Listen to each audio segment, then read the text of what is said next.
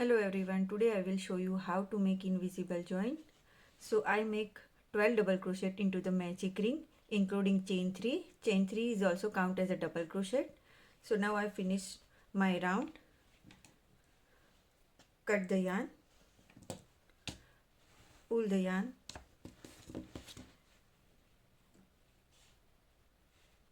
and now insert the thread into the needle.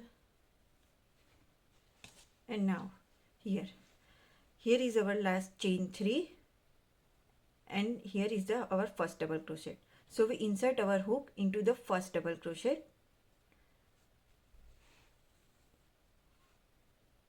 like this, and now insert the needle into the last double crochet back loop. So here you can see the back loop, the front loop and the back loop only, and now just pull the yarn and that will create fake stitch.